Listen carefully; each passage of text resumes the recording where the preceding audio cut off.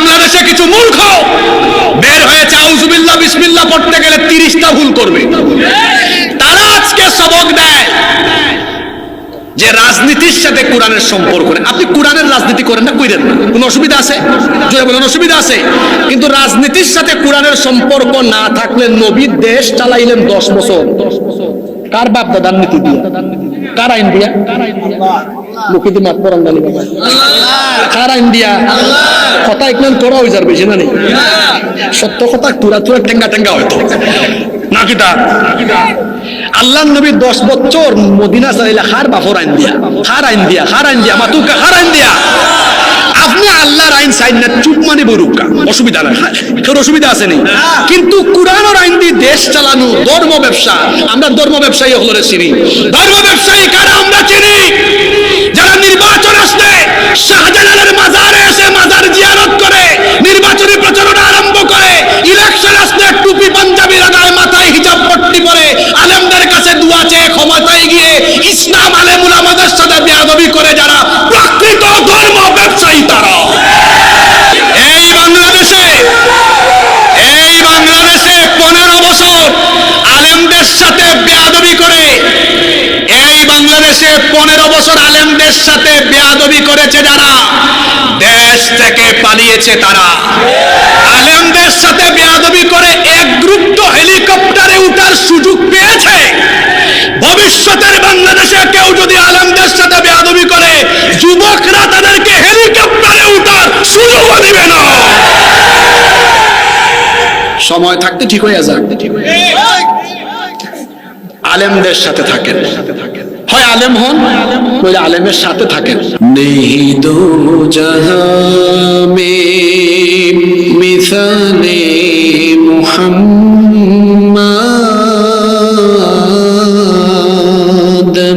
জামালে খুদা হে কামালে মুহাম্মদ। নেহি দো জাহাঁ মে মিসালে মুহাম্মদ,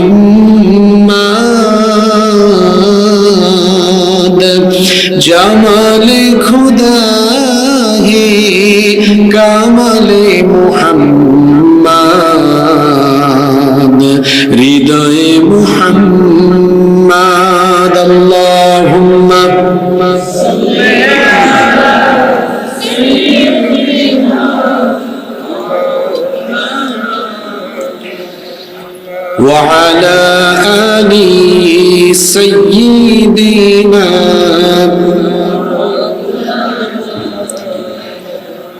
কত ব্যথা কত ভাবে সয়েছ যে তুমি, তোমারই খুনে লাল তায়েফের ভূমি।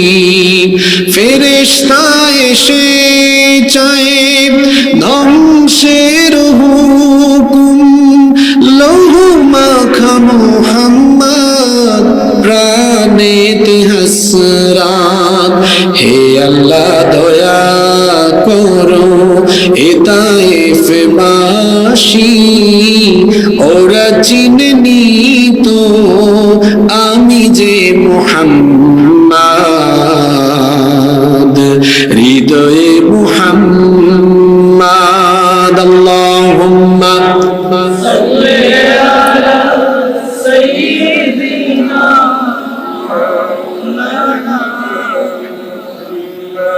ওয়া আলা আলি সাইয়্যিদিনা। হেরার গুহায় তোমারই ধ্যান, আসমান থেকে নামে আল কুরআন। হেরার গুহায় তোমারই ধ্যান, আসমান থেকে নামে আল কুরআন।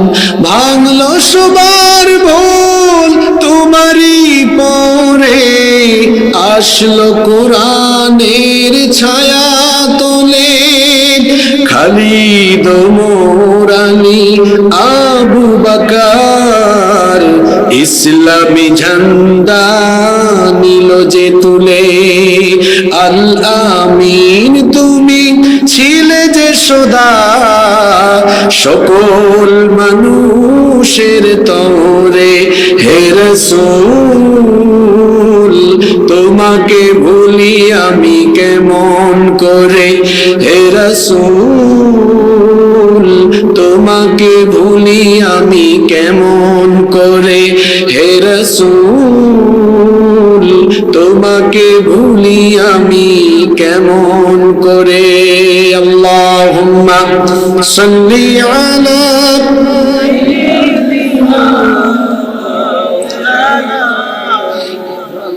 ওয়া আলা আলি সাইয়্যিদিনা।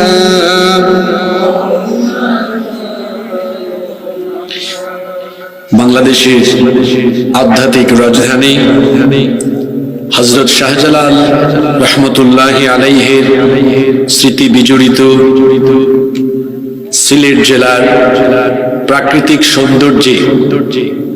সৌন্দর্যমণ্ডিত আমাদের প্রিয় কোম্পানীগঞ্জ উপজেলায় অবস্থিত টুকিরগাঁও আদর্শ ক্লাবের উদ্যোগে আয়োজিত আজকের এই ইসলামী মহাসম্মেলনের মুহতারাম শ্রদ্ধাভাজন সভাপতি, কোম্পানীগঞ্জের রত্ন, আমাদের গৌরব, আমাদের মাথার তাজ, উত্তর সিলেটের বরেণ্য আলেমে দ্বীন, বিশিষ্ট শিক্ষাবিদ, উস্তাদুল আসাতিদা, উস্তাদুল উলামা, অসংখ্য আলেমের উস্তাদ, ঐতিহ্যবাহী দ্বীনি বিদ্যাপীঠ কলাবাড়ি মাদ্রাসার সম্মানিত মুহতামিম, আমাদের সকলের শ্রদ্ধাভাজন জনাব হযরত মাওলানা মুফতি আব্দুল মুসাব্বির সাহেব, হাইয়াহুল্লাহ ওয়া আতালাল্লাহু উমরাহ ওয়া বারাকাল্লাহু ফি হায়াতিহি ওয়া নাফাআল্লাহু বিহিল উম্মাহ ওয়া জাআলাহু আল্লাহু মিনাল ইবাদিল মুখলিসিন। আমরা সবাই বলি আমিন। এতক্ষণ আমাদেরকে কোরআন সুন্নাহর আলোকে অত্যন্ত তাৎপর্যবহ আলোচনা শুনিয়েছেন বিশিষ্ট আলেমে দ্বীন হযরত মাওলানা শাব্বির আহমদ উসমানী। বক্তব্য রেখেছেন মুফতি ইয়াহইয়া বিন উসমান, বক্তব্য রেখেছেন মুফতি গাজী মাসুদুর রহমান খান, বক্তব্য রেখেছেন মুফতি রুহুল আমিন সিরাজি, বক্তব্য রেখেছেন মুফতি আনোয়ার শাহ কোম্পানীগঞ্জি, বক্তব্য রেখেছেন মুফতি সোহরাব হোসেন কোম্পানীগঞ্জি। হাফিজাহুমুল্লাহু ওয়া রাআহুম ওয়া নাফাআল্লাহু বিহিল উম্মাহ ওয়া জাআলাহুম দাঈয়ান মাহিরান ওয়া বাহিরান লিখিদমাতিদ দ্বীন। আমরা সবাই বলি আমিন। উপস্থিত হযরত উলামায়ে কেরাম, উপস্থিত বিভিন্ন প্রতিষ্ঠানের আসাতিদায়ে কেরাম, এসেছেন বিভিন্ন মসজিদের খুতাবা এবং আইম্মায়ে কেরাম। আমার সামনে বসা আমার প্রিয় জন্মভূমি এই কোম্পানীগঞ্জের বিভিন্ন এলাকা থেকে আগত সম্মানিত দিনদার ইমানদার বাবারা, চাচারা, আমার প্রিয় যুবক, তরুণ এবং ছাত্র ভাইয়েরা, পর্দার আড়াল থেকে শ্রবণরতা সম্মানিতা মায়েরা, বোনেরা, কোম্পানীগঞ্জের সর্ববৃহৎ বাজার টুকের বাজারের সম্মানিত ব্যবসায়ী ভাইয়েরা, আমার প্রিয় কোম্পানীগঞ্জবাসী, আপনারা সবাই কেমন আছেন? আলহামদুলিল্লাহ। আমাদের সবাইকে সুস্থতার সাথে বাঁচিয়ে রেখে আজকের এই সুন্দর, বরকতময়, নান্দনিক এবং জান্নাতি এই আয়োজনে আমাদেরকে শামিল হওয়ার তৌফিক যিনি দান করেছেন, গলার আওয়াজ বড় করে সবাই বলেন তো তিনি কে?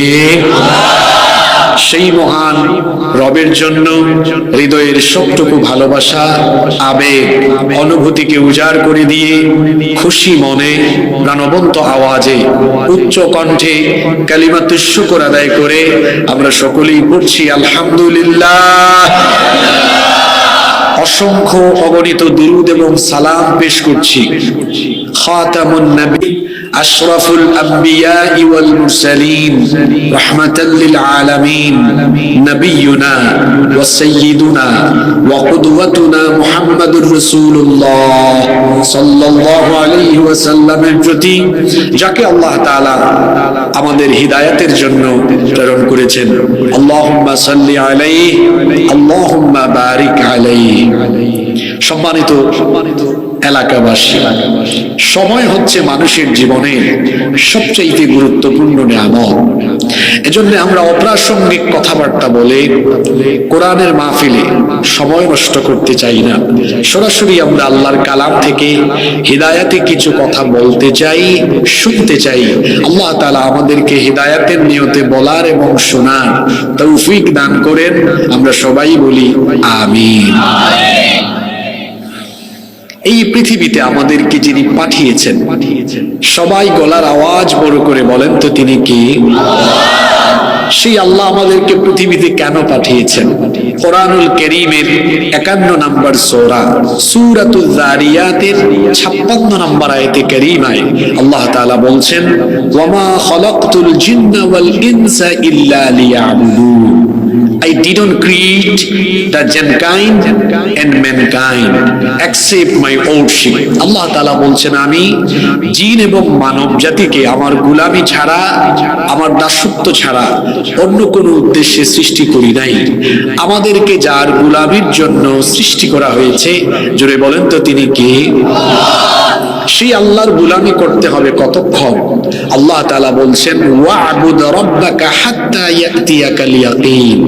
তোমার কাছে মৃত্যু আসবে না যতক্ষণ আল্লাহর ইবাদত করতে হবে ততক্ষণ। আল্লাহ তাআলা আমাদেরকে তার গোলামির জন্য সৃষ্টি করেছেন। আমাদেরকে আল্লাহর গোলামির পথ থেকে সরিয়ে দেওয়ার জন্য, আমাদেরকে জান্নাতের পথ থেকে বিচ্যুত করে জাহান্নামে নেওয়ার জন্য একজন সার্বক্ষণিক কাজ করে। জোরে বলেন তো তার নামটা কি? খুব বুদ্ধিমান মানুষ, আপনারা বুঝে ফেলেছেন। তার নামটা হলো শয়তান, ইবলিস। এই ইবলিসের বয়স আমাদের চাইতে কম না বেশি? তার বুদ্ধি আমাদের চাইতে কম না বেশি? বয়সেও পাকা, বুদ্ধিতেও পাকা। ইবলিসের টার্গেট হলো মানুষকে জাহান্নামে নেওয়া। ইবলিসের লক্ষ্য উদ্দেশ্য মানুষকে কোথায় নেওয়া? আরেকটু জোরে বলেন। আমাদের ব্যাপারে আল্লাহরও একটা ওয়াদা আছে, আবার আমাদের ব্যাপারে শয়তানেরও একটা ওয়াদা আছে। আমাদের ব্যাপারে আল্লাহর ওয়াদা কি? আমাদের ব্যাপারে আল্লাহর ওয়াদা হলো, আমরা যদি আল্লাহর হুকুম আহকাম মেনে চলি, আল্লাহ ওয়াদা করেছেন তিনি আমাদেরকে তার জান্নাতের মেহমান বানিয়ে দিবেন। সুবহানাল্লাহ। এটা হলো আল্লাহর ওয়াদা। আর আমাদের ব্যাপারে শয়তানেরও একটা ওয়াদা আছে। আমাদের ব্যাপারে শয়তানের ওয়াদাটা কি? শয়তান তো প্রথমে জান্নাতে ছিল। জোরে বলেন, শয়তান প্রথমে কোথায় ছিল? রব্বুল আলামিন যখন সকল ফেরেশতাদেরকে আদেশ করেছিলেন আদম আলাইহিস সালামকে সাজদা দেওয়ার জন্য, ইবলিস ছাড়া সবাই সাজদা দিয়েছিল। আল্লাহ ইবলিসকে তখন সাজদা না দেওয়ার অপরাধে জান্নাত থেকে বের করে দিলেন। যখন আল্লাহ তাআলা তাকে জান্নাত থেকে বের করে দিলেন, তখন সে আল্লাহ তাআলার কাছে আবেদন করে বসলো। সূরা আরাফের মধ্যে আল্লাহ বলেছেন, সে তখন বলল, রব্বি আনজিরনি ইলা ইয়াউমি ইউবআসুন।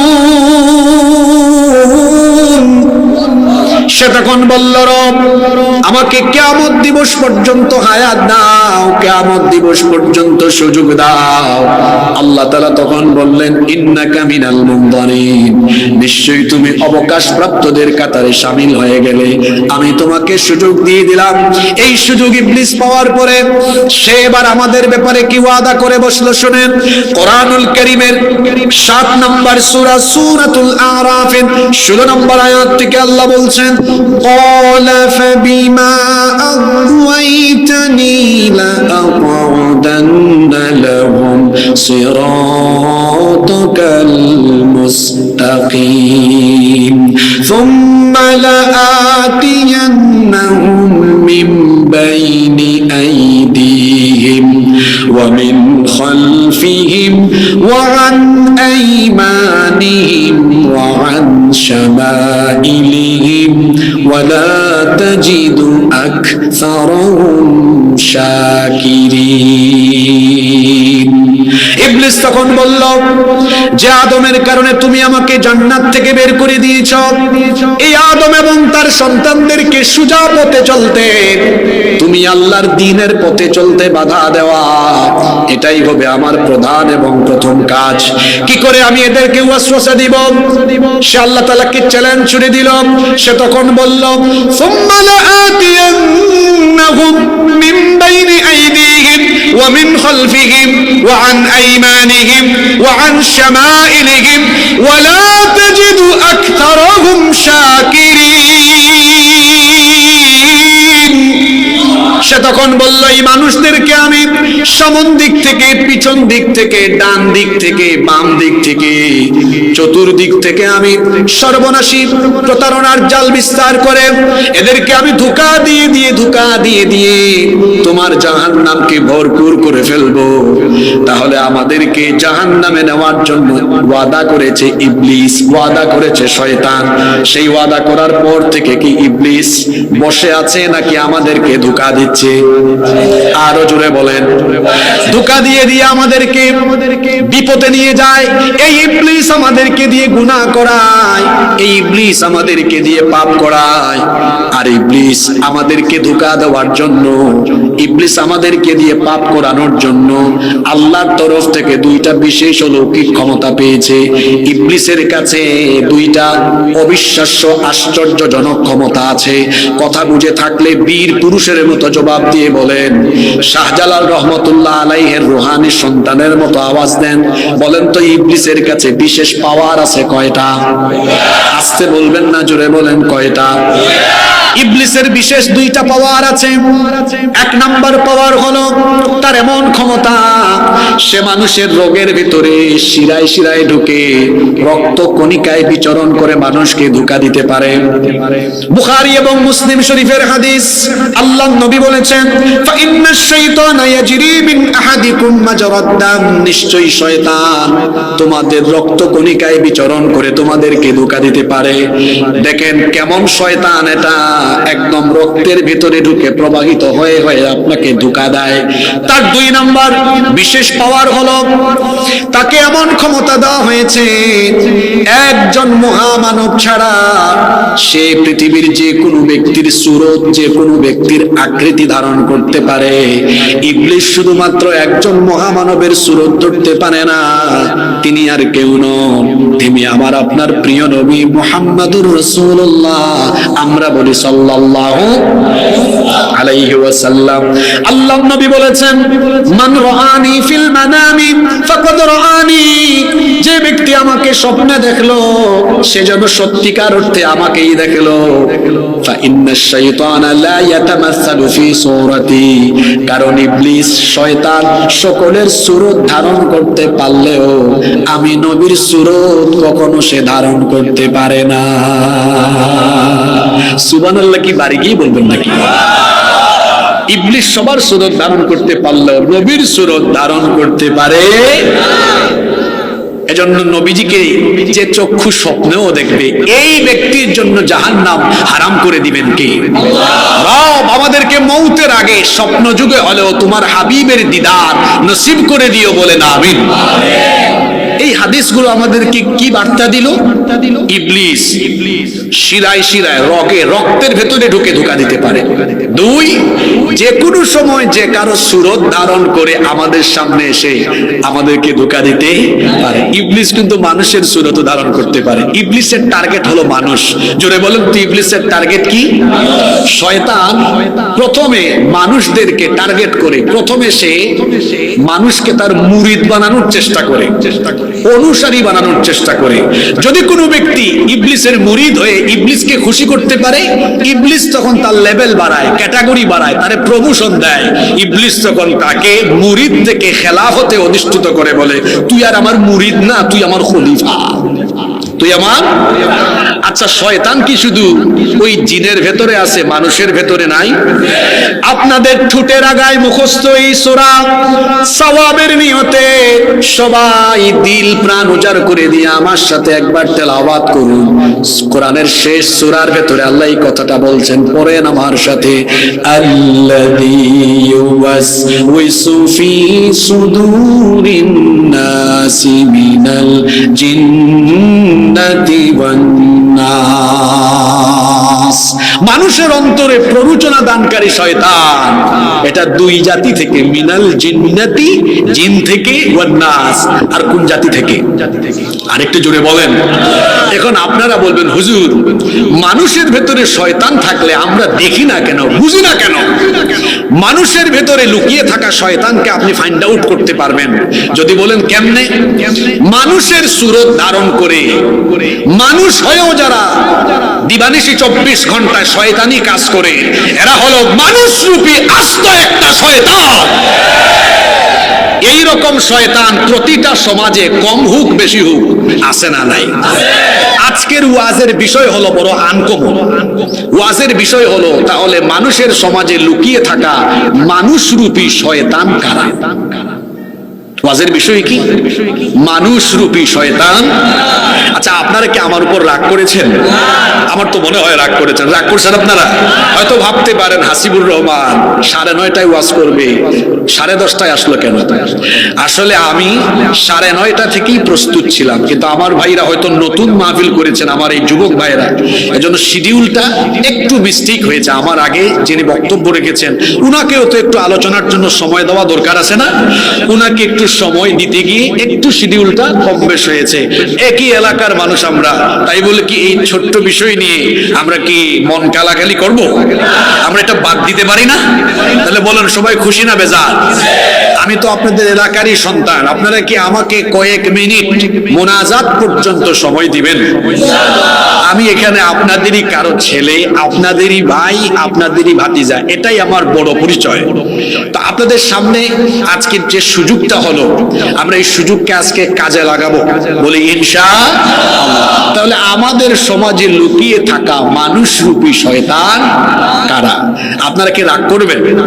আজকে যদি কোনো একটা কথা আমাদের কারো চরিত্রের সাথে মিলে যায়, আমরা আজকে এখানে তওবা করে উঠবো, কারণ আমাদের গুনাহ যত বেশি, আল্লাহর দয়ার পরিমাণ তার চাইতে আরো বহু বহু বহু গুণ বেশি। সুবহানাল্লাহ। যত গুনাহ করেছি আমরা করেছি, অসুবিধা কি? আমাদের আল্লাহ তো আছেন। এই যে রাত হলো, রাত 10:30, সন্ধ্যার পর থেকে সব মানুষ তাদের বাড়ির গেট লক করে, দরজাও বন্ধ করে, রাতের বেলা সকল মানুষের দরজা বন্ধ থাকলেও একজনের রহমতের দুয়ার খোলা থাকে, তিনি কি? আজকে আমরা এখানে আলোচনা শুনে গুনাহ থাকলে অসুবিধা কি? আমরা মাহফিলের শেষে দু চোখের পানি ছেড়ে দিয়ে আমরা নিজেদেরকে সংশোধনের নিয়ত করে এখান থেকে বাড়ি ফিরবো। সব গুনাহ আজকে মাফ করে দিবেন কি? আমি আজকে শয়তানি 5টা কাজের কথা বলবো। এই 5টা কাজ যদি আমাদের সাথে মিলে, অসুবিধা কি? শয়তানকে ত্যাগ করব, ত্যাগ করে আমরা আল্লাহর পথে আজকে চলে আসবো ইনশাআল্লাহ। চলেন আমরা আরম্ভ করি। 1 নাম্বার, সাজদার টাইমে সাজদা না দেওয়া, এটা শয়তানি কাজ। যেমন কোরআন থেকে রেফারেন্স আমরা বের করি, আল্লাহ তাআলা সব ফেরেশতাদেরকে বললেন সাজদা দাও। এই সাজদার টাইমে আল্লাহর আনুগত্যশীল ফেরেশতারা সাজদা দিল, ইবলিস সাজদা না দিয়ে মালউন, অভিশপ্ত হলো, মারদুদ, জান্নাত থেকে বিতাড়িত হলো। রব্বুল আলামিন কোরআনুল কারীমে বলছেন, ওয়া ইয কুন্না লিল মালাইকাতি ইসজুদু লিআদামা ফাসাজাদু ইল্লা ইবলিস আবা ওয়াস্তাকবারা ওয়া কানা মিনাল কাফিরিন।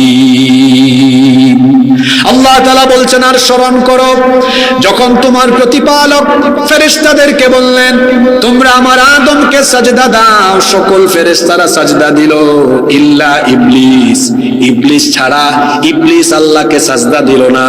এই আয়াত আমাদেরকে কি বার্তা দিল?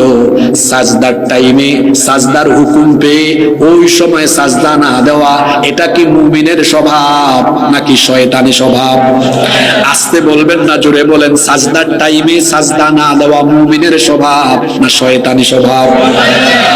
আমাদেরকেও তো আল্লাহ তাআলা সাজদা দেওয়ার জন্য প্রতিদিন 5 ওয়াক্ত নামাজের শিডিউল দিয়েছেন। এই শিডিউল মেইনটেইন করে 5 ওয়াক্ত নামাজের টাইমে আল্লাহ তাআলাকে সাজদা দিবে যারা, মুমিন হলো তারা। আর শয়তানের খপ্পরে পড়ে নামাজের টাইমে আল্লাহকে গিয়ে সাজদা দিবে না যারা, শয়তানের মুরিদ হলো তারা। এজন্য আল্লাহর নবী বলেছেন বাইনাল আবদি ওয়া বাইনাল কুফরি তারকুস সালাত, আল্লাহর বান্দা আর কাফিরের মধ্যে পার্থক্য হলো নামাজ ছেড়ে দেওয়া। ইবলিস সে জান্নাত থেকে বের হয়েছে কয়টা? সাজদা না দেওয়ার কারণে। আস্তে বলবেন না, জোরে বলেন কয়টা? আচ্ছা, ইবলিস এক সাজদা না দিয়ে জান্নাত থেকে বের হয়েছে। আল্লাহ বলেছেন get out from the paradise, তুই জান্নাত থেকে বের হ, দূর হ। কয়টা সাজদা দেয় নাই? আমাদের জন্য নামাজ কয় ওয়াক্ত?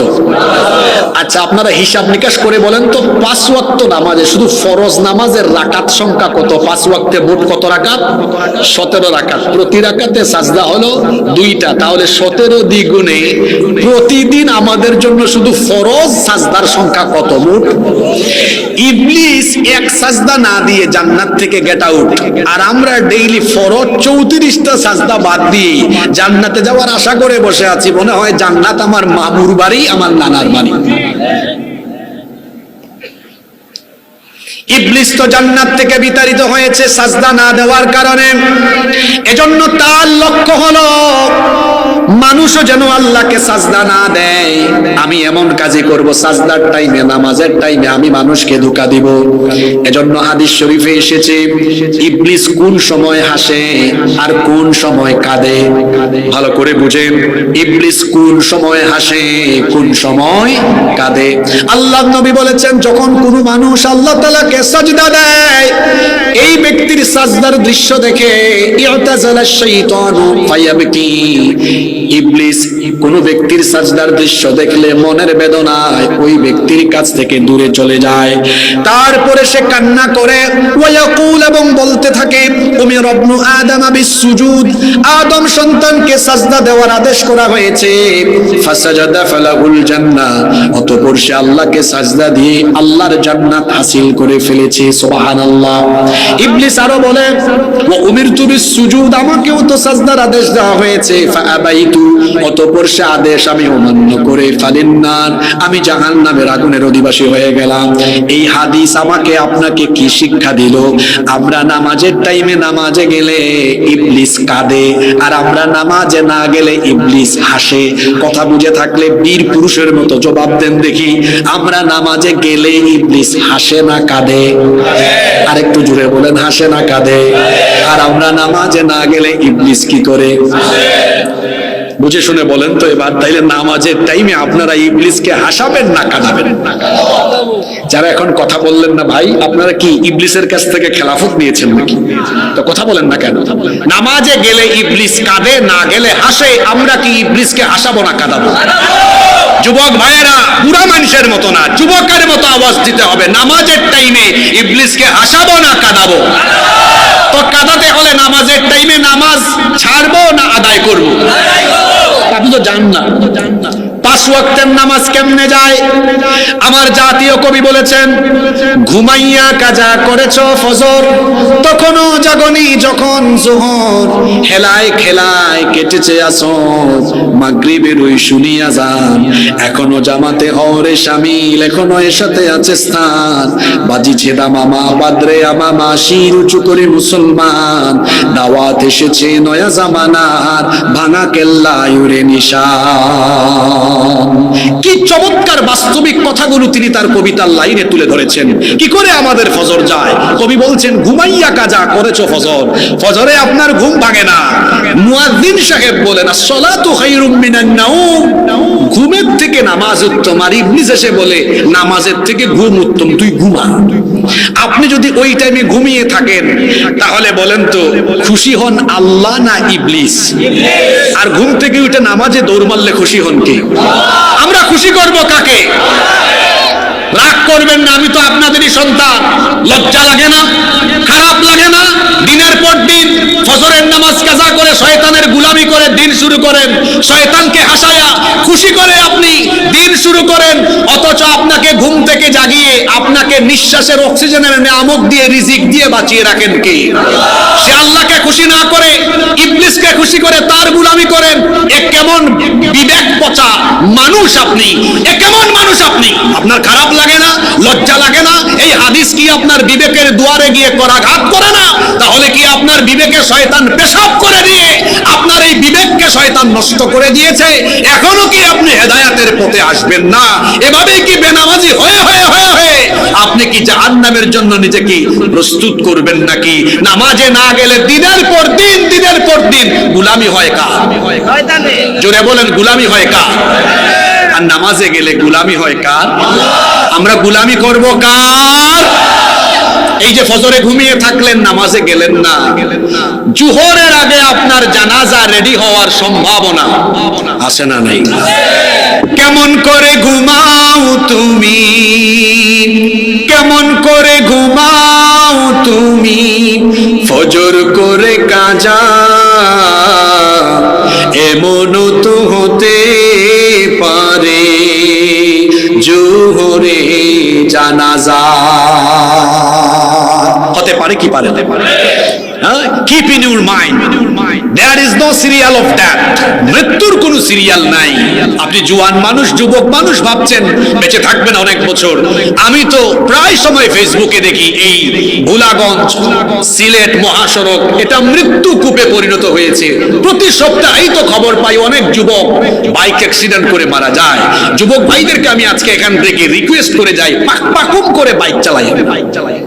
লাইসেন্স নাই, কিছুই নাই, হাইওয়ে রুটে উঠে তারপর পাকুম করে চালায় ডিজে স্টাইলে। কিছুক্ষণ ডানে কাইট মারে, কিছুক্ষণ বামে কাইট মারে। এই যে ডানে বামে কাইট কুত করে আপনি গাড়ি চালান, 2 সেকেন্ড যাবে না এই জীবন প্রদীপ নিভে যাওয়ার সম্ভাবনা আছে না নাই?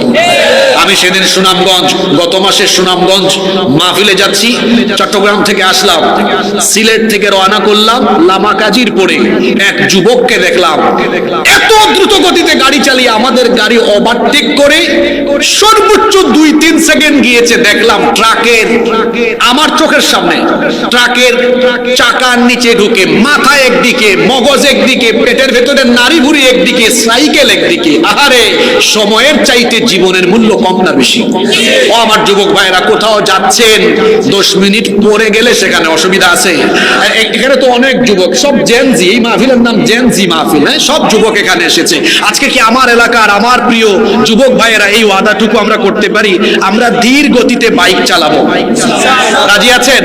এই রুটের অ্যাক্সিডেন্ট বন্ধ করার জন্য আমাদেরকে বসে এক জায়গায় সিদ্ধান্ত নিতে হবে। আমি আপনাদেরকে কিছু পরামর্শ দিয়ে যাই। এই রোডে লাইসেন্স ছাড়া কোনো চালককে গাড়ি চালাতে দিবেন না, কারণ এখানে সাদা পাথরে পর্যটন স্পটে ঢাকা থেকে, চট্টগ্রাম থেকে, দেশের বিভিন্ন অঞ্চল থেকে রেন্টে কার, বিভিন্ন হাইএস, নুহা, অনেক প্রাইভেট গাড়ির ড্রাইভাররা আসে। অনেক সময় এন্টিকাটার তো বুঝেন না আপনারা, ডবল এন্টিকাটার মারে, ডানে মারে, বামে মারে। আমি তো নিজেও ড্রাইভার, আমার তো ড্রাইভিং লাইসেন্স আছে। আমি বাড়িতে আসলে মাঝে মাঝে অনেকে দেখছেন নিজে চালায় আসি, নিজে চালায়া যাই। তো আমি অনেক সময় দেখি ওই যে আমি ডানে যাব, ডানে ইন্ডিকেটর মারি, ও বুঝে না, ও ডান দিক থেকে আইসা মারে। তো ওই যে এ রাস্তাঘাটের ট্রাফিকের নিয়ম জানে না।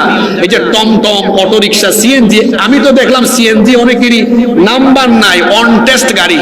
এই যে লাইসেন্স নাই, ফিটনেস বিহীন গাড়ি চলে, তারপরে লাইসেন্স বিহীন চালক গাড়ি চালায়। ভাই, এগুলো রাস্তাঘাটে দুর্ঘটনার জন্য অনেক বেশি বিপজ্জনক। তারপরে বিভিন্ন বাস অ্যাক্সিডেন্ট হয়, সাদা পাথর গাড়ি অ্যাক্সিডেন্ট হয়। সাদা পাথর অথরিটি যারা আছে আছেন, আমি আপনার এলাকার সন্তান হিসেবে পরামর্শ দিচ্ছি, একজন ড্রাইভার নিয়োগের সময় দেখুন তার লাইসেন্স আছে কিনা, তার গাড়ি চালানোর অভিজ্ঞতা আছে কিনা, নিয়মিত তদারকি করুন। এরপরে এই রাস্তাটা পেয়েছেন দীর্ঘ 9 বছর কষ্ট করার পরে, হাল চাষের গাড়িকে কখনো রাস্তায় উঠাবেন না। হাল চাষের গাড়ি হাল চাষের জায়গায় থাকুক কিংবা ধলাই নদীতে থাকুক, নইলে যে রাস্তা পেয়েছেন রাস্তাও যাবে, আর এই যে গাড়িগুলোর চাকা দেখছেন এটা তো কারো উপরে উঠলেই শেষ। ইন্না লিল্লাহি ওয়া ইন্না ইলাইহি রাজিউন। আপনাদের কাছে অনুরোধ করে গেলাম এই কথাগুলো আল্লাহ মানার তৌফিক দান করেন। বলছিলাম এই যে ফজরের নামাজ কাজা করে ঘুমালেন, জোহরের আগে জানাজা হওয়ার সম্ভাবনা আছে না?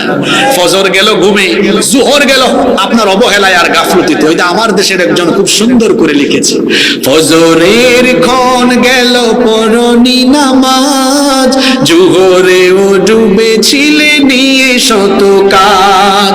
ফজরের ক্ষণ গেল পরনি নামাজ, জোহরেও ডুবেছিলে নিয়ে শত কাজ।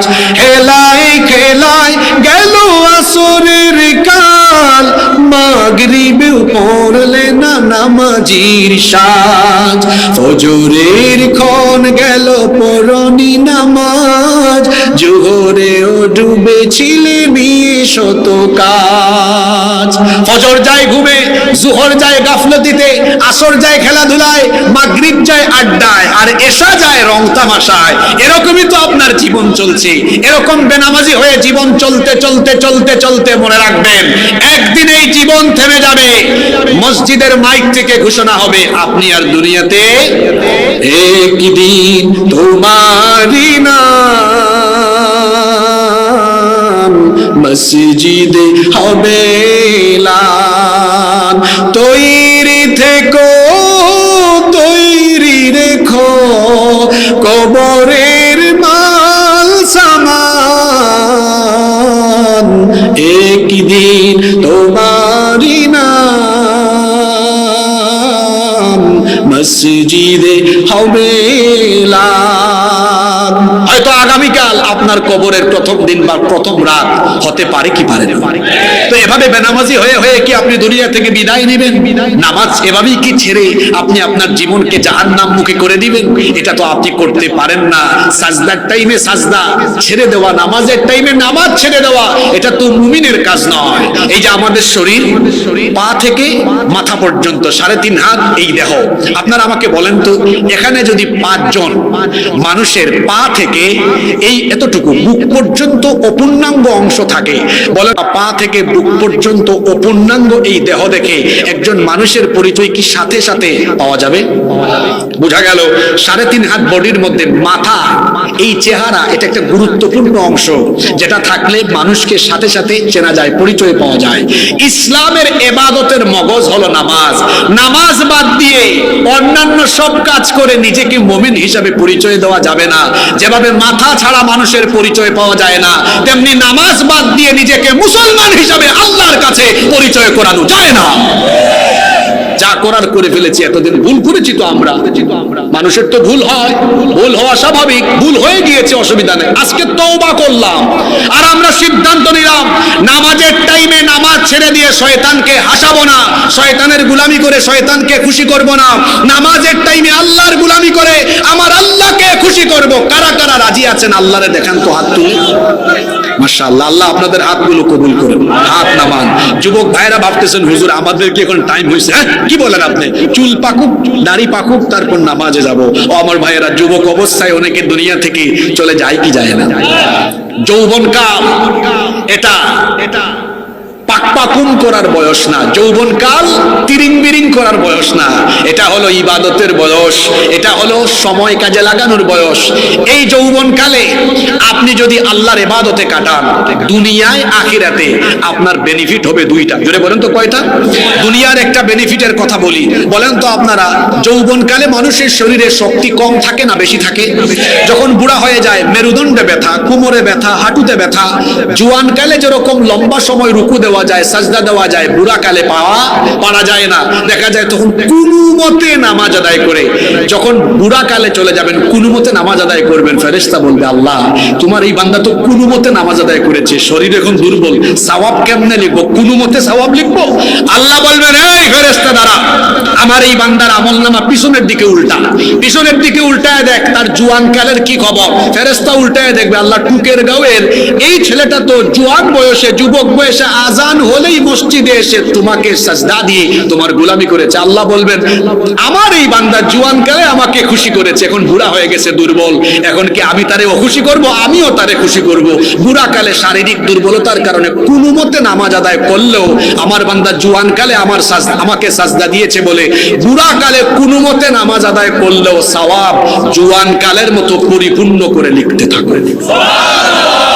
এ গেল দুনিয়ার ফায়দা। আর আখিরাতে আল্লাহ বলবেন টুকের গাঁয়ের, ইসলামপুরের, পারুয়ার, নোয়াগাঁওয়ের, ভুলাগঞ্জের, রাজারখালের, বাঘারপাড়ের, শিলের ভাঙ্গার, ধুলাখালের, লম্বাকান্দির, রাজনগরের বিভিন্ন এলাকার 18, 20, 22, 24, 26 বছরের যুবক ছেলেরা কোথায়? ফেরেশতারা বলবে আল্লাহ এই যুবক ছেলেদেরকে দিয়ে আপনি কি করবেন?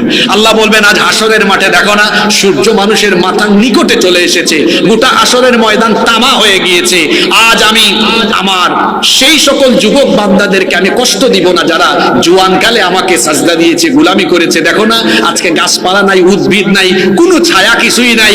এই যুবক ছেলেগুলোকে খুঁজে বের করো আর ডেকে ডেকে এনে মোহব্বত করে আমার আরশে আজিমের নিচে ছায়ায় জায়গা দান করো। আমার কোম্পানিগঞ্জের যুবক ভাইরা কি আল্লাহর আরশের নিচে জায়গা পেতে চায় কি চায় না? আল্লাহর আরশের নিচে জায়গা পেতে হলে নামাজ ছাড়বো না আদায় করবো? সালাত কায়েম করো, সালাত কায়েম করো, হবে সম্মানী তুমি, হবে জান্নাতি তুমি, দেবে কাল হাসরে শীতল ছায়া আরশে আযীম। রব্বিয়াল আলা, রব্বিয়াল আযীম, রব্বিয়াল আলা, রব্বিয়াল আযীম।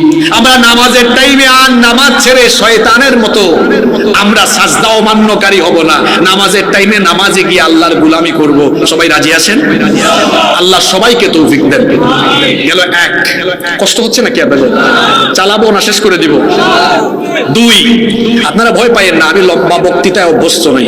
আমরা আর কয়েক মিনিট সবাই থাকতে পারবো না ইনশাআল্লাহ। আব্বা আম্মার জন্য দোয়া করে বাড়ি যাবো আজকে ইনশাআল্লাহ। নাম্বার টু, 2 নম্বর শয়তানি কাজ হলো শয়তান মুসলমানদেরকে এক থাকতে দেয় না, মুসলমানদেরকে ঐক্যবদ্ধ থাকতে দেয় না, বিভক্তির মাধ্যমে আলাদা রাখতে চায়। যারা শয়তানের খপ্পরে পড়ে আলাদা আলাদা থাকতে চায় তারা শয়তানের মুরিদ। কার মুরিদ? শয়তানের মুরিদ। আচ্ছা শয়তান যে মানুষকে অনৈক্য আর বিভক্তিতে রাখতে চায় এটা আমরা কোন জায়গায় পাইলাম? দেখেন মুসলিম শরীফের হাদিস, জাবির ইবনে আব্দুল্লাহ রাদিয়াল্লাহু আনহু হাদিসের বর্ণনাকারী সাহাবী, তিনি বলছেন আল্লাহর নবী বলেছেন ইন্নাশ শাইতানা ক্বাদ আইসা আন ইয়াবুদাহুল মুসাল্লুনা ফি জাজিরাতিল আরব। আল্লাহর নবী বলেছেন শয়তান এই ব্যাপারে হতাশ, সে জানে জাজিরাতুল আরবে কখনো শয়তান মুমিনদেরকে তার গোলামি করাতে পারবে না। কিন্তু ওয়ালাকিন ফিত তাহরিশ বাইনাহুম, একটা ব্যাপারে শয়তান আশাবাদী, শয়তান চাইবে মুসলমানকে দলে দলে দলে দলে বিভক্ত করে রাখতে। মুসলমান দলে দলে বিভক্ত হয়ে গেলে বলেন তো মুসলমানরা দুর্বল থাকবে না শক্তিশালী হবে? আর এখন গুরুত্বপূর্ণ পয়েন্টে আছে, চুপ থাকবেন না কেউ। আমরা যদি দলে দলে ভাগ হই তাহলে আমরা মুসলমানরা দুর্বল থাকবো না শক্তিশালী হব? জোরে বলেন। আজকে ফিলিস্তিনের দিকে তাকান, ফিলিস্তিনে আমার ভাই বোনদের উপরে অসভ্য দখলদার ইসরায়েলিরা কি নির্যাতন করছে। পার্শ্ববর্তী দেশ ভারতে, সিকিমে, হায়দ্রাবাদে, গুজরাটে মুসলমানদের উপর নির্যাতনের পর কাশ্মীরে কি হচ্ছে? গুজরাটের কসাই নরেন্দ্র মোদীর সরাসরি তত্ত্বাবধানে আমার ভারতবর্ষের কাশ্মীরের মুসলমান ভাই বোনদেরকে নির্যাতন নিপীড়ন করা হচ্ছে। যদি আমরা 56টি দেশের মুসলমানরা ঐক্যবদ্ধ হয়ে একসাথে সবাই হুঙ্কার ছাড়তে পারতাম, মুসলমানদেরকে নির্যাতন করার সাহস দুনিয়ার কারো থাকতো না। আমার বাংলাদেশে দেখেন এই বাংলাদেশে আমরা যদি সবাই এক হয়ে যেতাম, এই বাংলাদেশে ইসলামের বিরুদ্ধে ষড়যন্ত্র করার সাহস কারো কোনোদিন হতো? কোনোদিন হবে? ওয়াজ আপনাদেরকে কি করবে? এই ওয়াজ আপনারা আমাদেরকে করেন। আমরা হুজুররা এক আছি না আলাদা আছি? জোরে বলেন, এক আছি না আলাদা আছি? ব্যক্তিগতভাবে আমি কওমির আলেমদেরকে সম্মান করি, আমি আলেমদেরকে সম্মান করি, কওমির আলেমদেরকে সম্মান করি, আলিয়ার আলেমদেরকে সম্মান করি, আমি হেফাজতের উলামাদেরকে সম্মান করি, জামাতে ইসলামকে আমি পছন্দ করি, চরমুনাইকে পছন্দ করি, তাবলিগকে পছন্দ করি, সারসিনাকে পছন্দ করি, ফুলতলিকে পছন্দ করি, ফুরফুরাকে পছন্দ করি, কারণ সবার দ্বারাই খেদমত কম হোক বেশি হোক, সবার দ্বারাই দ্বীনের খেদমত হয়। এজন্য কেউ আমাদের দুশমন নয়, সবাই আমাদের ভাই। এই উদারতাটুকু লালন করে আমরা সবাই যদি এই দেশে ঐক্যবদ্ধ থাকতে পারতাম, এদেশে ইসলাম, মুসলমান আর আলেমদের বিরুদ্ধে কটূক্তি করার সাহস কারো হতো না। রাগ করবেন না, কেউ অন্য দৃষ্টিতে কথাগুলো নেবেন না। এই বাংলাদেশে কোরআনের একজন কিংবদন্তি খাদেম ছিলেন শহীদ আল্লামা দেলাওয়ার হুসাইন সাঈদী রহমতুল্লাহি আলাইহি। 2009 সালে তাকে গ্রেফতার করা হলো।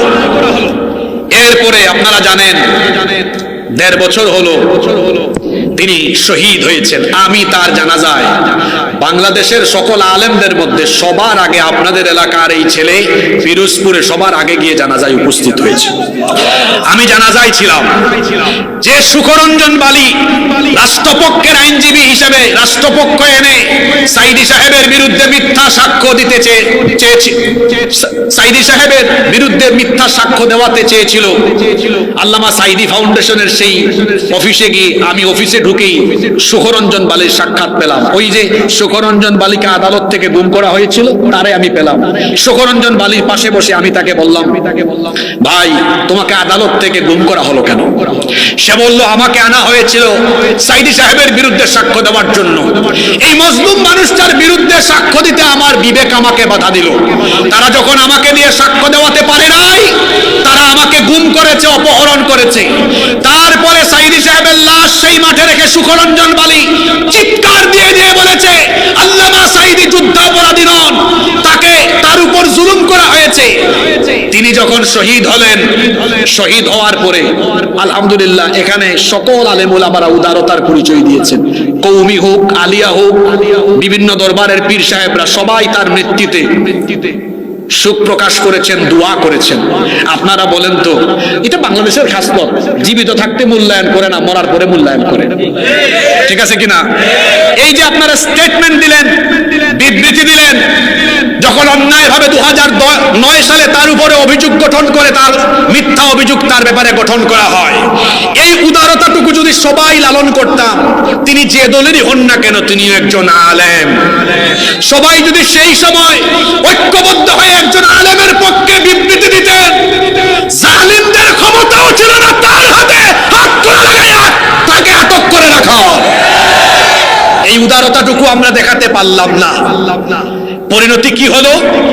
জালিমের দল নির্মম ভাবে তাকে নির্যাতন করলো। প্রথমে তো ফাঁসির রায় দিল, যখন জনগণের রোষানলে পড়ে ফাঁসি দিতে পারে নাই, অন্যায়ভাবে কারান্তরীণ করে চিকিৎসা ব্যবস্থার নামে তাকে হাসপাতালে এনে তাকে তারা হত্যা করেছে। এই উদারতাটুকু যদি আমরা দেখাতাম, আমরা যদি বলতাম না, আমরা তো অনেক সময় এটা মনে করি না, উনি কওমি, থাকুক বিপদ করুক, উনি আলিয়া, উনি ফুলতলি, উনি সারসিনা, উনি জামাত, উনি হেফাজত, এইটুকু সংকীর্ণতা না রেখে যদি আমরা প্রথম থেকে যে কোনো দলমতের আলেমের ব্যাপারে, মানে আলেমের উপর নির্যাতন হবে, আলেমকে কথা বলবে, যদি ঐক্যবদ্ধ থাকতে পারতাম, ওই সাইদি সাহেব থেকে শুরু করে সবাই মিলে যদি কথা বলতাম, আল্লামা মামুনুল হককে গ্রেফতার করার সাহস এরা পেত, মুফতি আমির হামজাকে গ্রেফতার করার সাহস পেত না। আমরা কওমি আর আলিয়া ভাগ করি, তো কওমির মাহফিলে আলিয়া যায় না, আলিয়ার মাহফিলে কওমি যায় না। আর জালিমের গোষ্ঠী কি করে দেখেন, আমির হামজাকে যেই জেলে রাখে, মামুনুল হককে সেই জেলে রাখে। কথা বুঝতে পেরেছেন আপনারা? আমরা টুপি দিয়ে ইসলাম ভাগ করি, আমরা বলি আপনি কওমি, আমি আলিয়া, আমরা আলাদা আলাদা ভাগ করি, আর ওরা কিন্তু আমাদেরকে এক জায়গায় মারে। ঠিক আছে কিনা? আসুন এই ভেদাভেদ আমরা ভুলে যাই। কওমি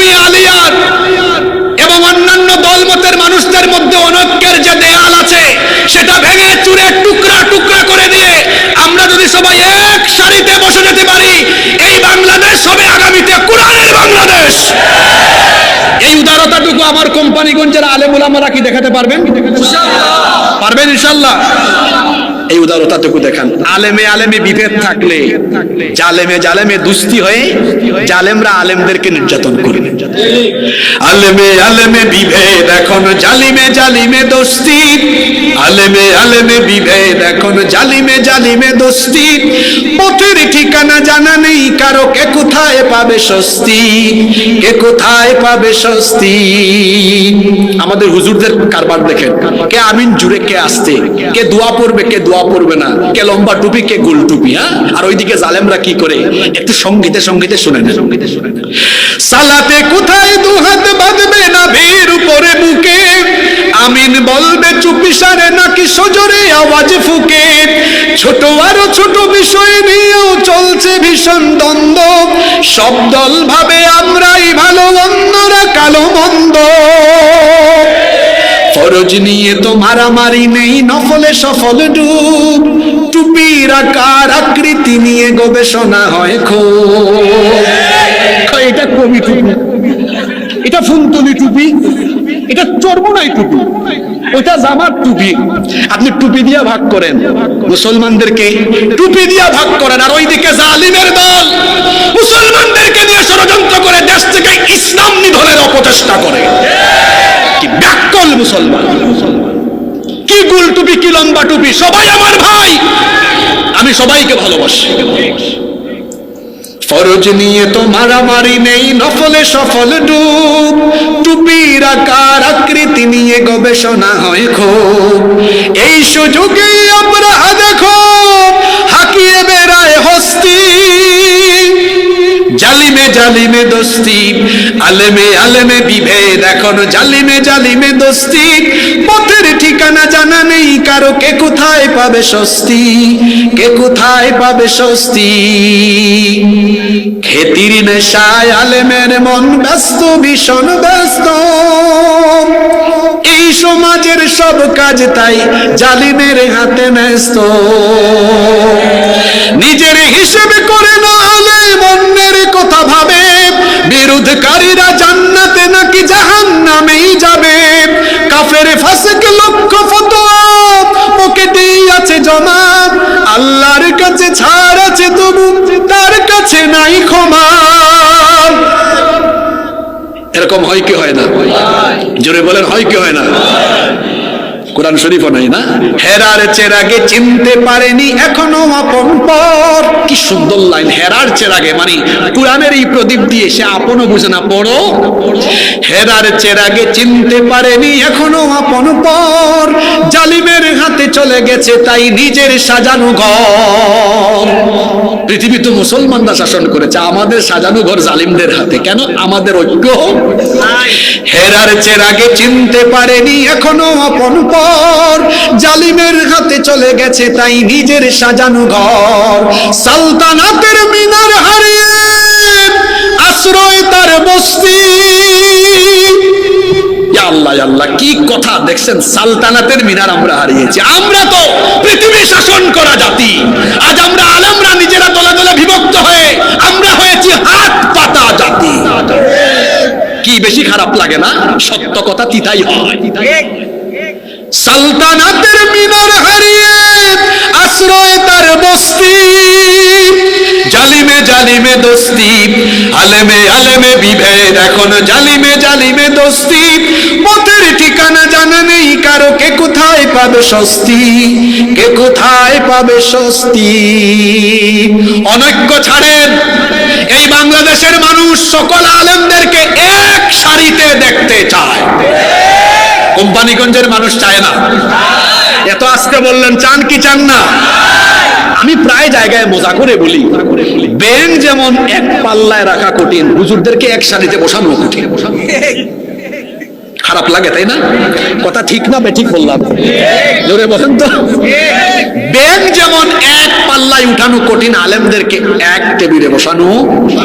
আমি এখানে আজকে বলে গেলাম, যদি আগামীকাল সকাল 10টায় ঢাকায় সব দলমতের আলেমরা এক সারিতে বসে বলেন বাংলাদেশের মানুষ আমরা হুজুররা এক হয়ে গেছি, 11টার আগে বাংলাদেশের মানুষ তাদের জবান থেকে এক যুগে এই কথা বলবে, আমরাও চোখ বন্ধ করে বাংলাদেশ বাংলাদেশের দায়িত্ব আলেমদের হাতে তুলে দিলাম।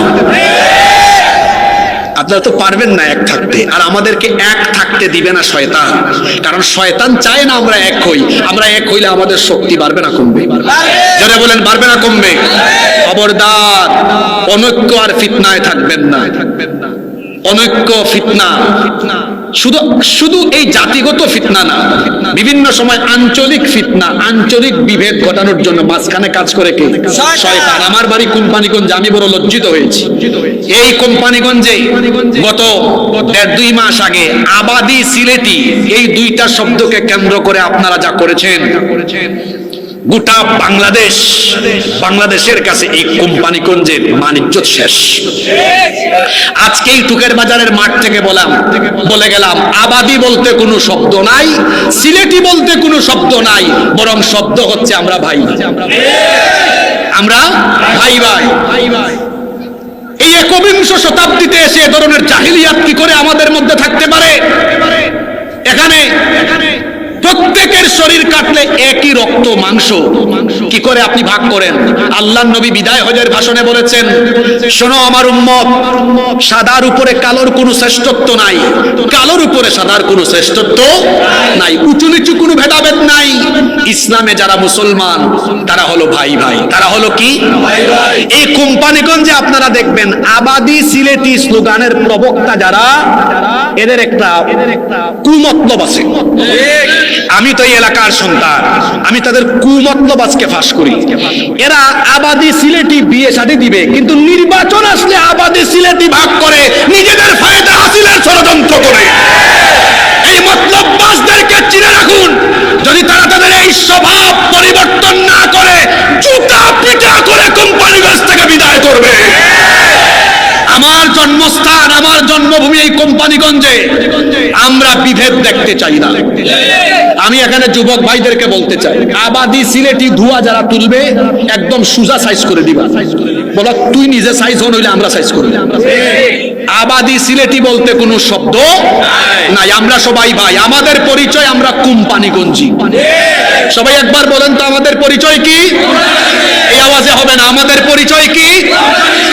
এই সিলেটে, এই কোম্পানিগঞ্জে আর ভবিষ্যতে কোনোদিন আবাদি সিলেটি এই দুই শব্দ দিয়ে ঝগড়া রাখতে আমরা দিব না।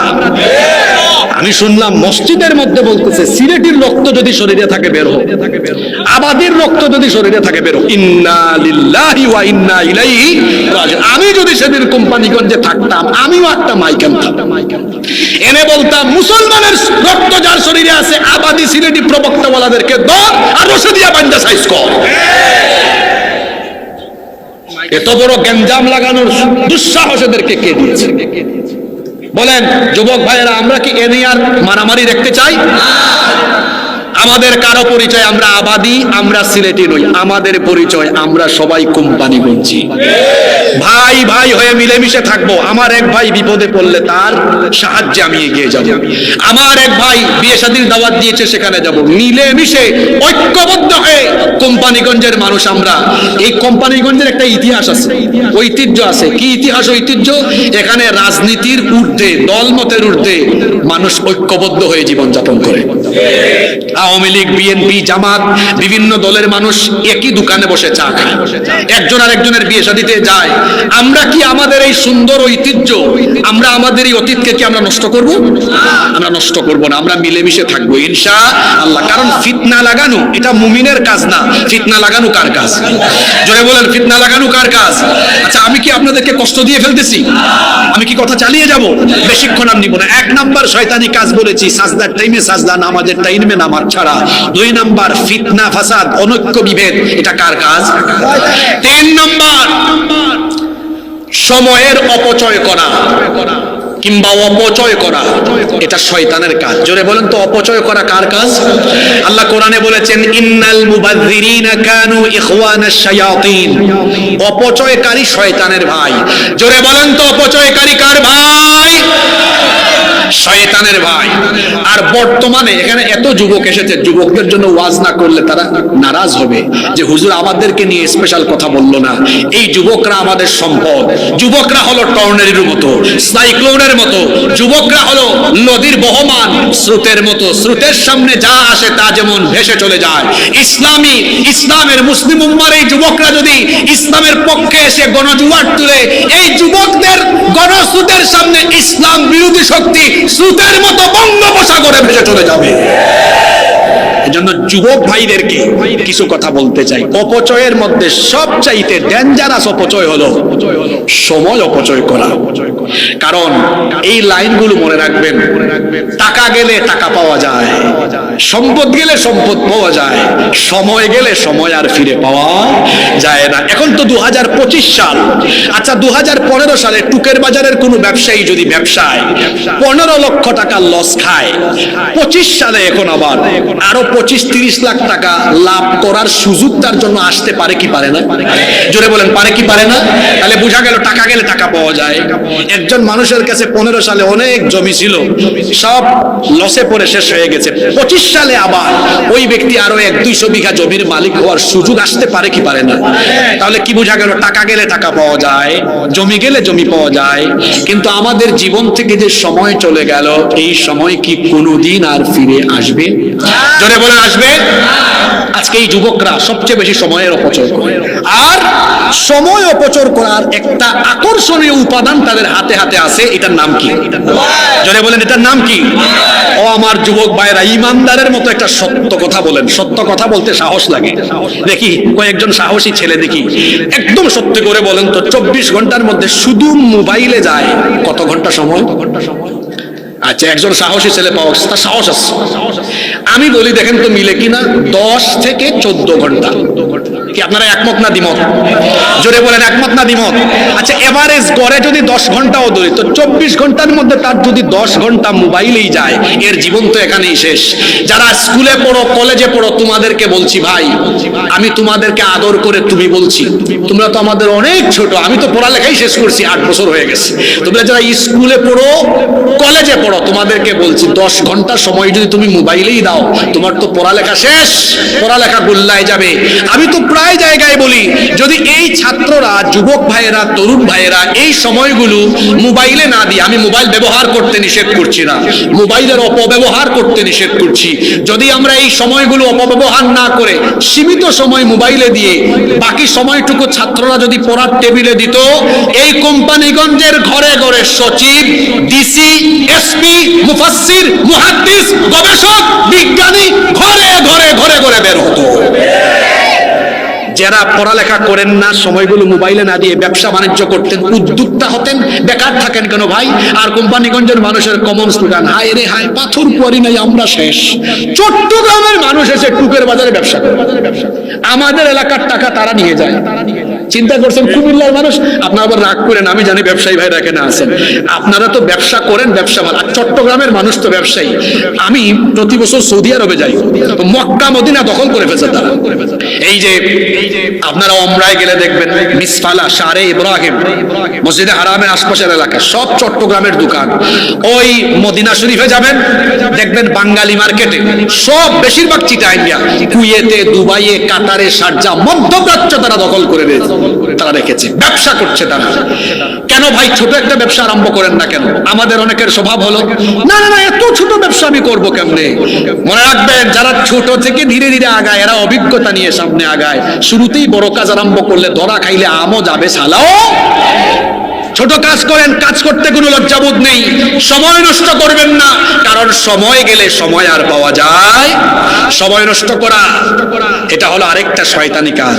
এই সময়টুকু যদি আমরা ইবাদত বন্দেগী, কুরআন সুন্নাহর পথে কাজে লাগাতাম, আহারে।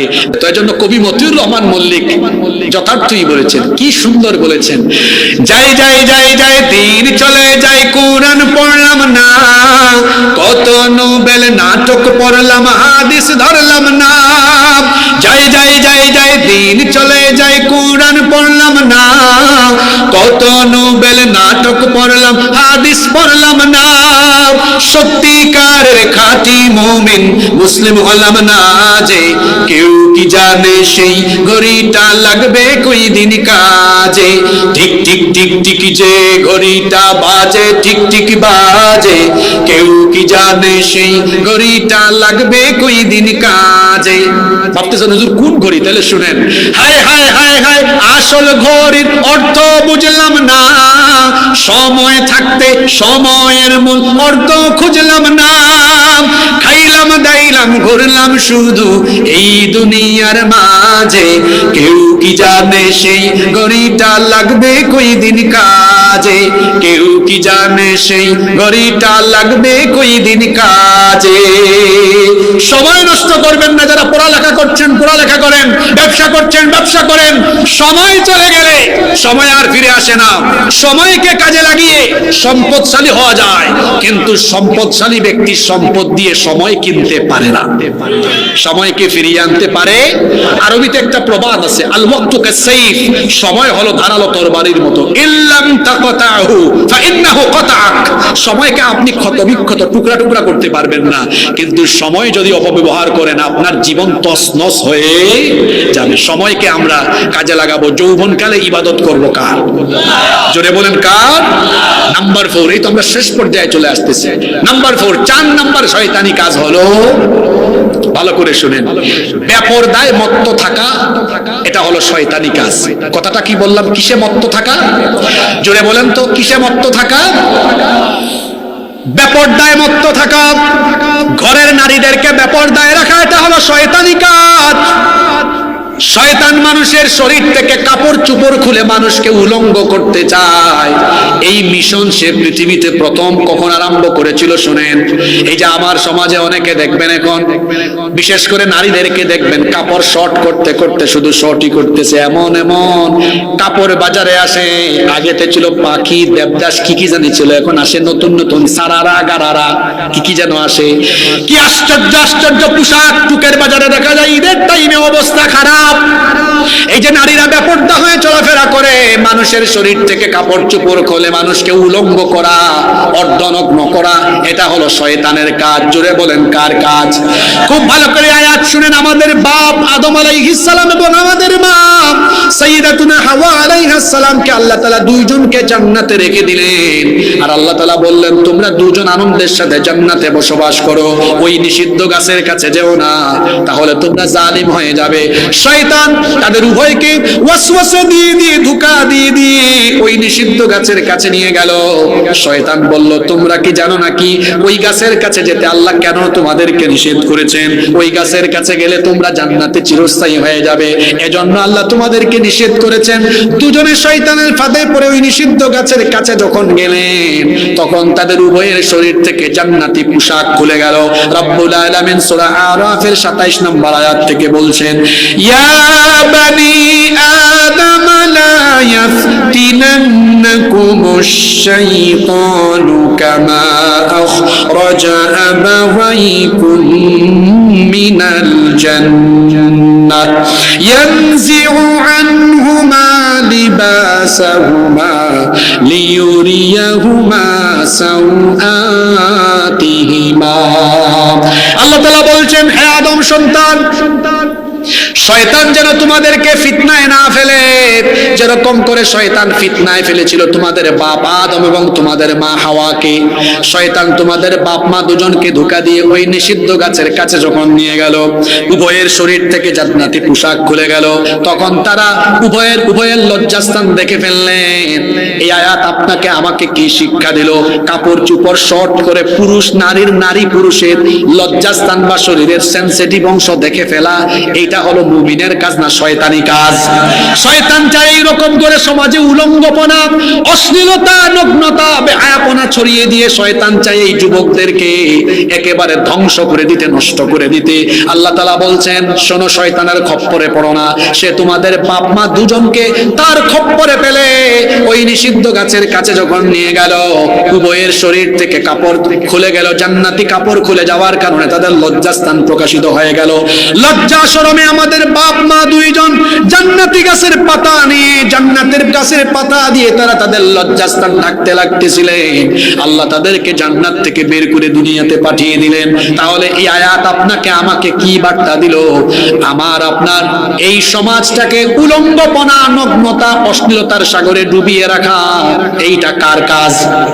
আস্তে বলবেন না, জোরে বলেন, কার কাজ? আমরা কি শয়তানের এই কাজ সফল হতে দিব না বিফল হতে দিব? এই জন্য আজকে এখানে সিদ্ধান্ত নিন, এই কোম্পানিগঞ্জকে আমরা বেপরদা মুক্ত করব।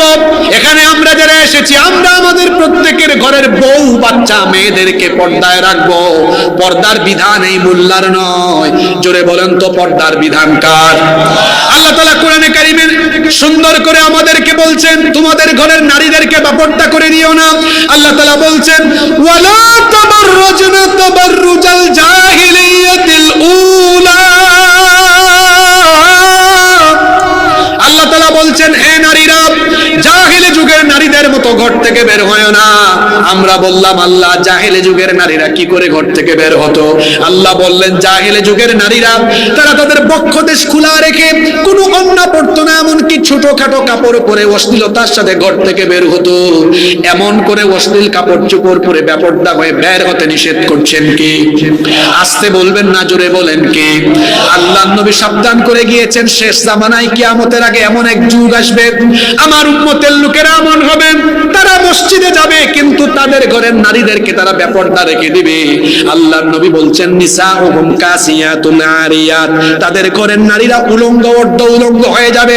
আল্লাহর নবী একেবারে বিস্তারিত ব্যাখ্যা সহ বলে দিলেন, তাদের ঘরের নারীদের খবর হলো, আলা রুউসিহিম কাআসনিমাতিল বুখতিল হিজাব, মুক্তি উটের কুজার মতো ভাঁজ দিয়ে দিয়ে স্টাইলিশ হিজাব পরে পরে আশকারা মাস্কারা আটা ময়দা দিয়ে ঘর থেকে বের হবে। এমন নারীর সংখ্যা আজকে দুনিয়াতে কম না বেশি? আরো জোরে বলেন, কম না বেশি? বুরখার হিজাব দেওয়া হয়েছে পর্দা করার জন্য। এখন দেখা যায় অনেক নারীরা আটো সাটো টাইট ফিট আর স্টাইলিশ হিজাব পরার কারণে এই পর্দা আর বুরখা নিজেই ফিতনার কারণ হয়ে গিয়েছে। আমরা আমাদের নারীদেরকে বেপরদায় রাখবো না, কারণ পর্দার আদেশ দিয়েছেন কে? আস্তে বলবেন না, জোরে বলেন কে? আমরা অনেকে ভুল করে ফেলেছি, কিন্তু আজকে তওবা করব। ও ভাই, আপনার কি খারাপ লাগে না আপনার ক্যাশ মোহরানা দিয়ে বিয়ে করা বউকে এলাকার মানুষ দেখে? আপনার কি খারাপ লাগে না? একটু কাঁচা কথা বলে ফেলি, হ্যাঁ?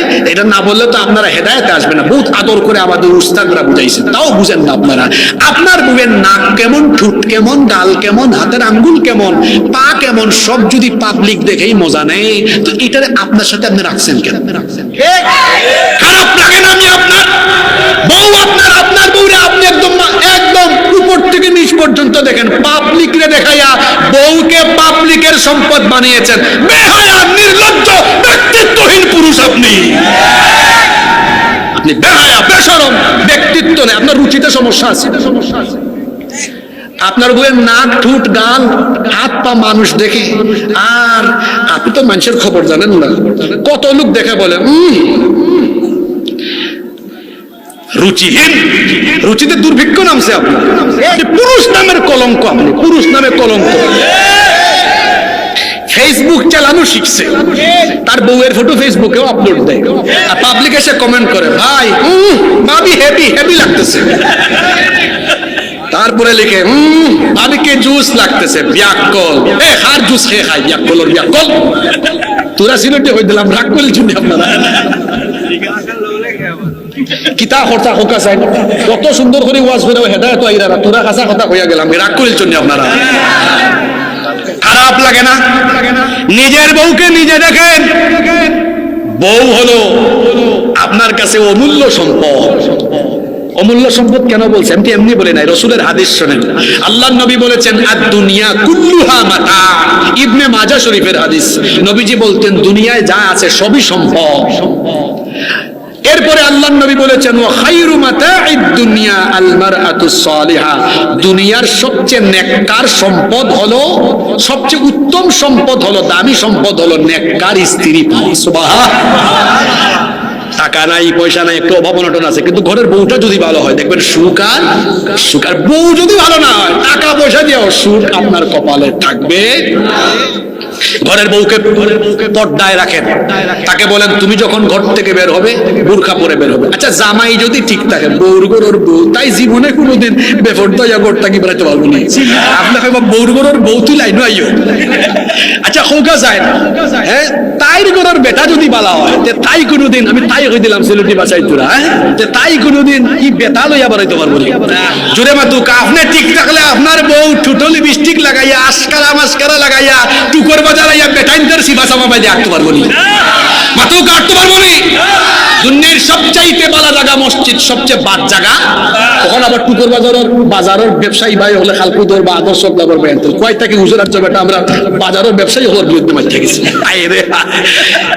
আমরা হুজুর হল আছি সিভার ভিতরে, আমরা যদি তোরা একটু স্পিডে আটি হইব আইজ হুজুরের দাওয়াত বেশি, আর যদি একটু আস্তে আস্তে আটি বুঝছি হুজুর আইজ বেশি খাইছো।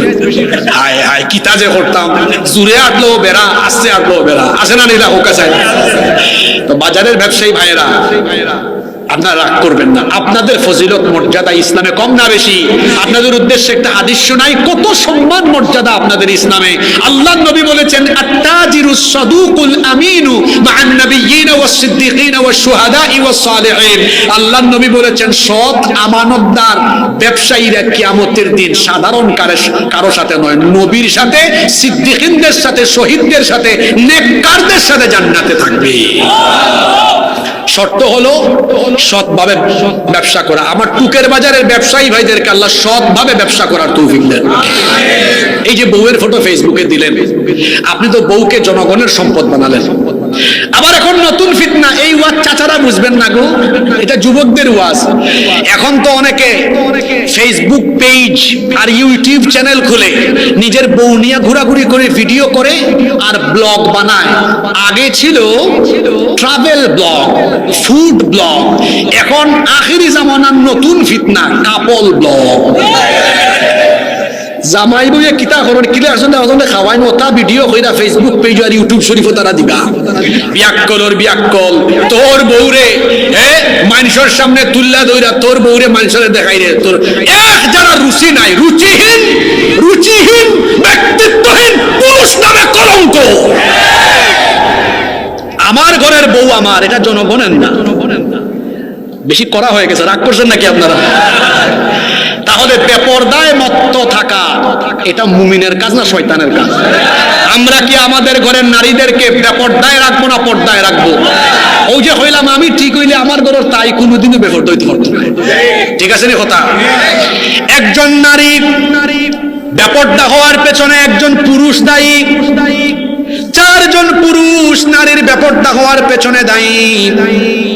হয় তার বাপ সচেতন না, এই জন্য তার মেয়ে বেপরদা করে, হয়তো স্বামী, হয়তো পিতা নয়তো স্বামী, স্বামী অসচেতন এই জন্য বউ পর্দা করে না, নইলে বড় ভাই অসচেতন, বোন বেপরদা, বড় ছেলে অসচেতন এই জন্য সেই ঘরের নারীরা বেপরদায় থাকে। কয়জনের কথা বললাম? দেখেন আমার দিকে তাকান, শুনেন। 1 নাম্বার হলো বাপ, 2 নাম্বার স্বামী, 3 নাম্বার বড় ভাই, 4 নাম্বার বড় ছেলে, আমি আপনি সহ আমরা কেউ কি 4 জনের বাইরে নাকি? যে ঘরের নারী বেপরদায় থাকে ওই ঘরের পুরুষ পদক্ষেপ নেয় না। আল্লাহর নবী বলেছেন ওই পুরুষের নাম হলো দাইয়ুস। জোরে বলেন ওই পুরুষের নাম কি? আজকের ওয়াজ মুখস্থ করে যান, গিয়ে ঘরেও আলোচনা করবেন। বিবিও আমার কলিজার টুকরা, বউ আমার প্রিয়তমা, আজকে হুজুর ওয়াজ করেছে যে ঘরের নারী বেপরদায় থাকে ওই পুরুষের নামের আগে আরেকটা শব্দ থাকে, তার নাম হলো দাইয়ুস। আর রাসূল বলেছেন দাইয়ুস জান্নাতের গন্ধ পাবে। গিয়ে বলবেন প্রিয়তমা বউ আমার, তুমি আমাকে দাইয়ুস বানাইও না, আমাকে মোমেন থাকতে দাও, তুমি পর্দা করো, তোমার হেফাজত করো, কারণ পর্দা করলে সম্মান বাড়ায় দিবেন কে? হইবা গিয়া খাটাসল লাগান হইবা না। কিছু মানুষ আছে আপনি দেখবেন বউয়ের সাথে খাটাসের মতো আচরণ করে। বাজারে কাপড় ব্যবসায়ী, তো দুপুর বেলা তার বউ ফোন করেছে, কি গো দুপুরে খাইছো? এইরকম আচরণ। আর একটু পরে যখন ওই পাশের ইসলামপুর থেকে 2-3 জন বোন আসছে, এসে বলতেছেন ভাইয়া আপনার দোকানে হিজাব আছে? জি আপু আসেন, খুব সুন্দর সুন্দর আছে। বিয়াক্কল এইখানে কথা বলতেছেন নরম ভাষায় বউয়ের সাথে, গরম ভাষায়, অথচ নিজের বউয়ের সাথে সবচেয়ে আদুরে ভাষায় কথা বলতেন মুহাম্মাদুর রাসূলুল্লাহ সাল্লাল্লাহু আলাইহি ওয়াসাল্লাম। স্ত্রীর নাম দেখেন কি সুন্দর আদুরে ভাষায় ডাকতেন। স্ত্রীর নাম হচ্ছে আয়েশা রাদিয়াল্লাহু আনহা। মাঝে মাঝে নামটা শর্ট করতেন, বলতেন আয়েশ, একটু আদর করে ডাকতেন আর কি, আয়েশ। মাঝে মাঝে আবার বলতেন হুমাইরা। হুমাইরা তো আরবি শব্দ, যদি আমাদের মতো রসুলের ভাষা বাংলা ভাষা হতো, রসুলের ভাষা তো ছিল আরবি, তো হুমাইরা শব্দের বাংলা হলো লাল সুন্দরী, লাল টুকটুকি। রসুলের ভাষা যদি বাংলা হতো তাহলে এভাবে বলতেন, কই গো আমার লাল টুকটুকি বউ। এইরকম কথা তো বউকে বলেন না, এইরকম কথা বলবেন টুকের বাজার কলেজের সুরিন্তরে খাইনি, ঠিক আছে নি কথা।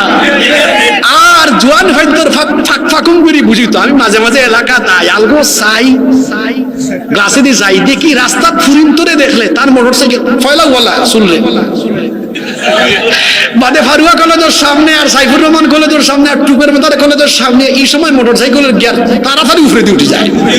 আসে নীলা যুবক বাই হলের হইরা ই ফুরিন্তর ঘরে ঘরে ঘুরাই, বরং নিজের এমন যোগ্যতা নিয়ে যাও যাতে সুন্দর সুন্দর ফুরিন্তর বাপ তোমার ফিসে ফিসে ঘুরেন, তার ফুরিন তোমার কাছে বিয়া দেওয়া, ঠিক আছে নি কথা।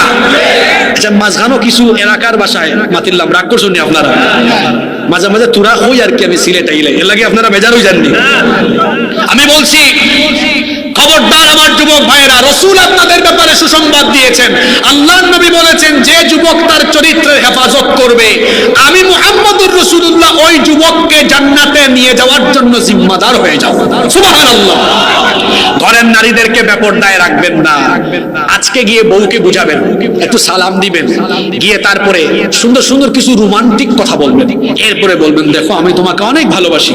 এরকম বেপরদা হয়ে ঘরে না, তোমারে আমি দেখতে চাই, আমি তোমাকে অনেক ভালোবাসি, তোমাকে অন্য কেউ দেখলে আমার খারাপ লাগবে, তোমাকে অন্য কেউ দেখে কোনো কটূক্তি করলে আমার হৃদয়ে লাগবে, এটা বলে দেখেন বউ ভাই আল্লাহ আমার জামাই আমার এত ভালো হয় কিলা আমি তাদের আঘাত দিতাম, ঠিক আছে নি কথা।